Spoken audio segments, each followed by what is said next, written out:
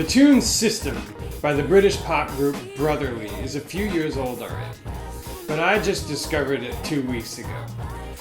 Ironically, I discovered the drum cover first. Probably one of the best drum covers on the web is Arthur Cam's cover of System.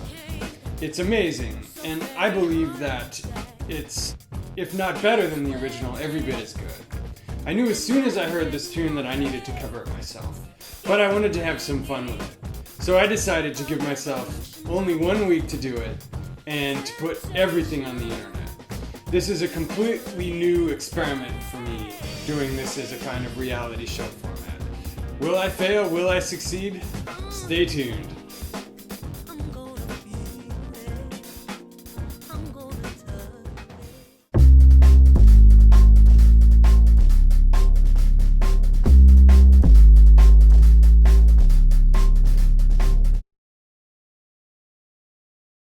Okay, the purpose of this video, Deconstructing System by Brotherly, is to kind of take you through a behind the scenes of what I did to be able to cover this within a week. But I want to keep this quick because I want to send you to watching the real cover, which I'll link to below.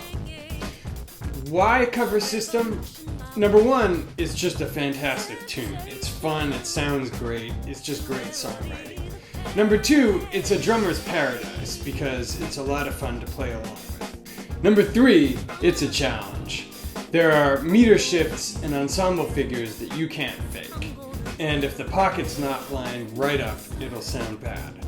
So it's a great yardstick for your development as a drummer.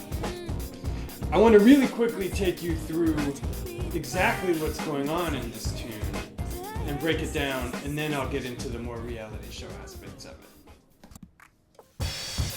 You could say that System is in 2 different meters, but more accurately, it's just 2 different ways to subdivide the same space. Here comes the meter change. And now. For purposes of illustrating this to you, I'm going to think of the first section as in 4/4 with triplets, and the second section as in 6/4 with eighths. This is what the first section sounds like if I just play quarters on the hi-hat.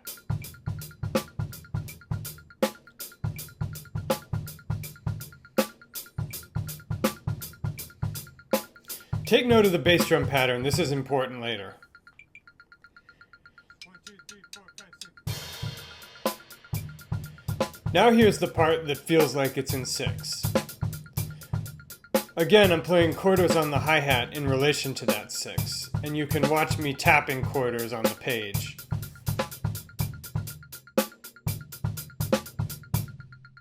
One, two, three, four. Now I'll try to play the modulation.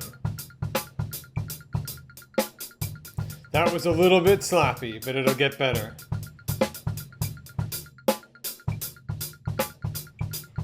Here's the key.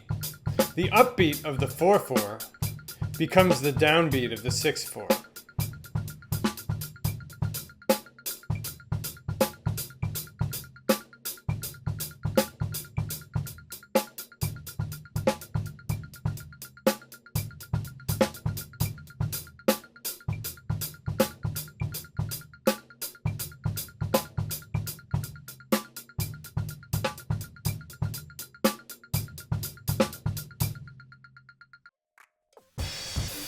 Now here's the song again, this time with the visual aid.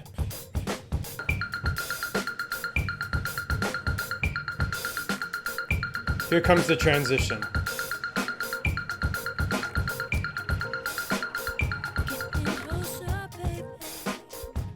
That's all well and fine, but there's a big distance between the theory of it and nailing it in practice, as I discovered when I tried to learn the entire thing and cover it on the internet in just a week.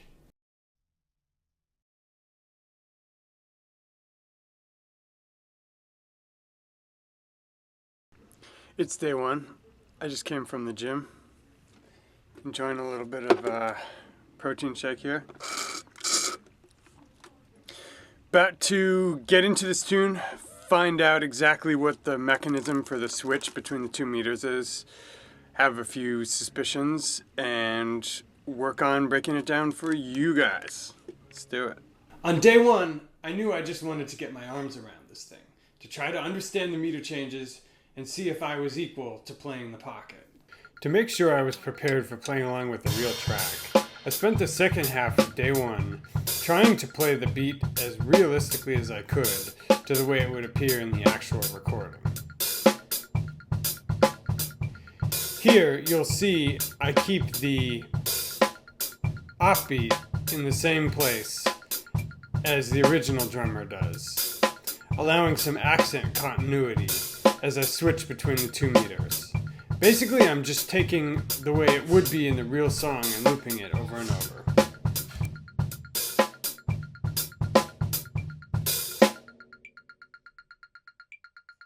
Finally, it's time to try to make the beats my own a little bit. I discover that an offset quarter note triplet, where I still maintain the drummer's original accent, works really well with my kinesthetic sense and seems to sound good.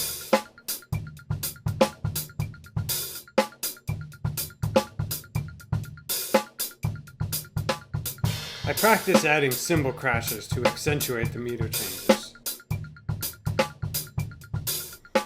There's still a lot of work to do, but I feel pretty good for what I've gotten done on the first day.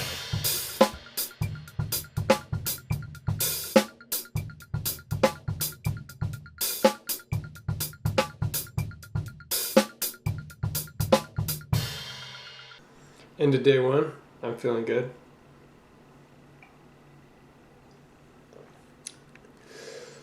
What, you wanted something about the drums? Hey guys, it's day two. I'm doing the wide angle shot at the full arm. And also on my good side. Gee, you just called me self-obsessed. This is awesome. I have to record these. Anyway, I'm about to go into the practice room for day two of this. Feeling good. Okay, see you soon. After listening to the tune a bunch at home and just running through it a couple times with the drums, I knew I needed to start with just up-leveling my playing and my coordination to be able to play along with the original drummer in a fashion that was really interlocking well. So I turned on the metronome and started going deep. I want to record something that sounds like this so that I have more room to play within the groove and vary things up. As you can see though, it didn't start out that way. First I'm just practicing with 8th note offbeats on the cymbal stack.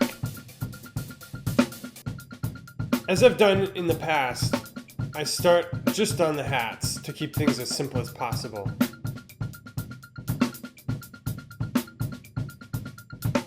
I found a trouble spot, so I'm zooming in on that to focus on it for a minute.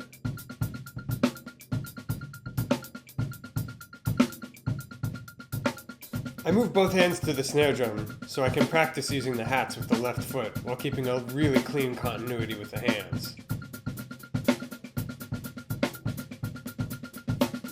Here I'm zooming in on another part of the beat that was giving me trouble.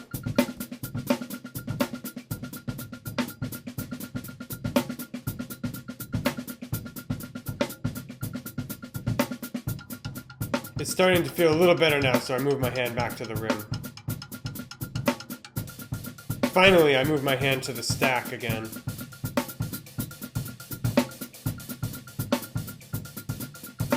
Now I'm trying the same beat with a variation in the right hand, a sort of skip note pattern. As you can see, I'm having trouble locking the bass drum in, so I simplify as much as I need to until I get a chunk that I can really nail. I could show you only the finished product when everything's lining up perfectly, but then you wouldn't learn what my process looks like. I screw up a lot before I finally get to the finished product.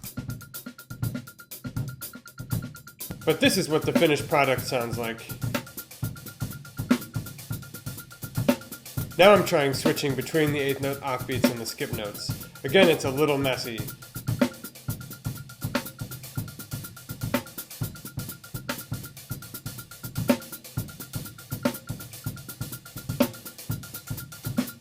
Another time lapse, and this is more or less the finished product after I practice things for 10 or 15 minutes.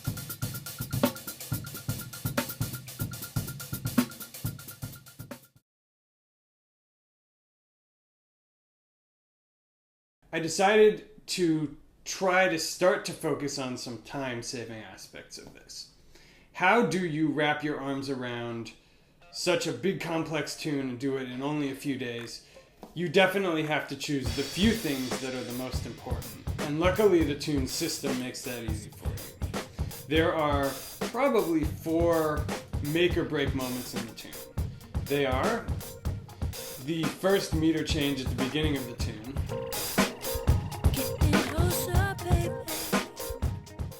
the meter change at the chorus,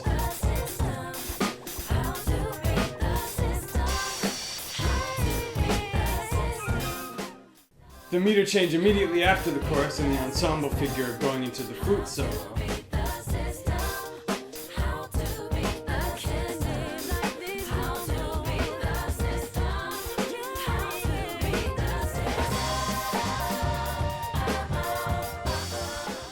and the meter change after the second verse going into the final chorus.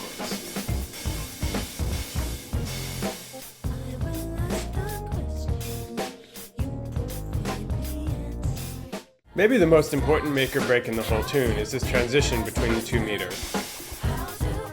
And now.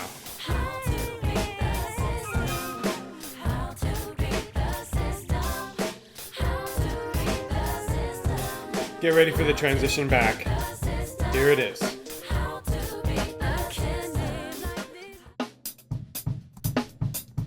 A lot of the practice with this is just mental as I listen to the recording.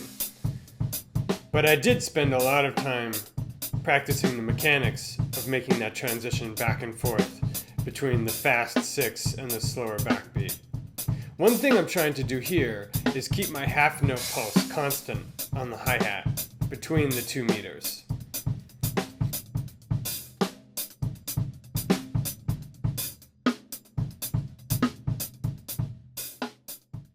Now, Arthur has raised the bar for all of us by adding a couple additional features that we're all going to be measured against. One is his use of the detuned snare drum to hit ensemble figures. One example I knew I had to incorporate was Arthur's use of the detuned snare drum to play counterpoint with the original drummer's notes.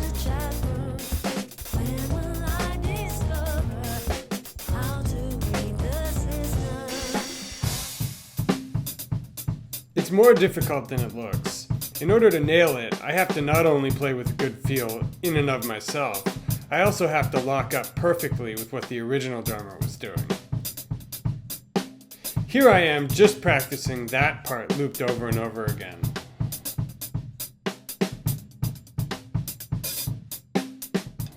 Now to make sure I've got the transition, I'll start from the beginning of the chorus and practice going into the second half.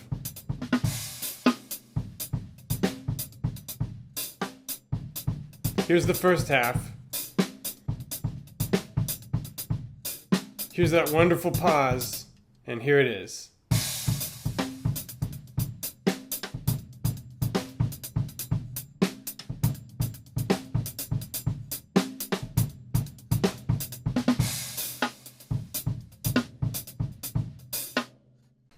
And then the other big Arthur contribution is the solo at the end.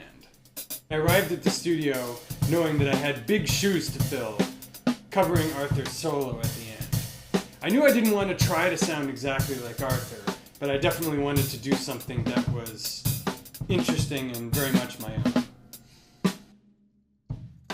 When I started trying to play groups of triplets and sixteenths and just improvise around those figures, all of a sudden, all of these things that I hadn't even realized I could already do came to the forefront. This really underscores for me that half of the struggle is learning to do things, and then the other half is learning to get into this flow state where you can deploy them improvisationally and musically.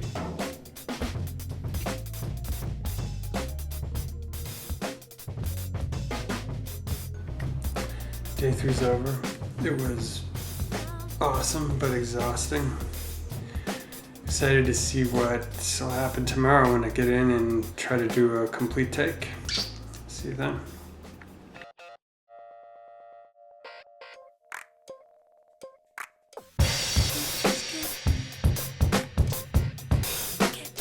I arrived on day 4, knowing that I needed to improve on the pocket of day 3 while still hitting the ensemble figures. At the end of day 4, I was satisfied. Naturally, when I got home to try to edit things, it turned out things weren't completely like this. Yes, I'd done a good job at improving upon the pocket, but I'd whiffed a couple of the crucial ensemble figures. And number 1, because this is on the internet and things live forever. Number 2, because it's the 80/20 drummer and my entire ethos is centered around focusing on the most difficult things. And number 3, because Arthur set the bar so high already, I knew that I would need one more shot.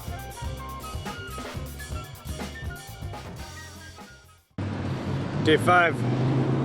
Here to clean it up, try to get it cracking.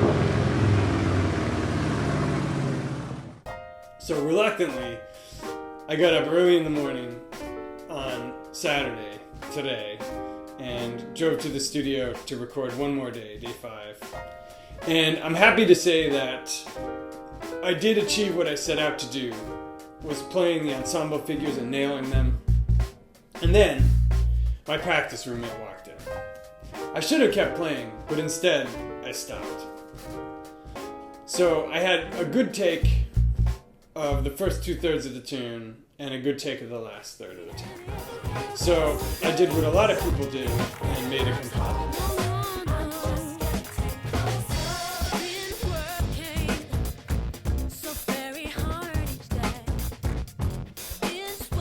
Why did I feel that I was finally ready to be done with this?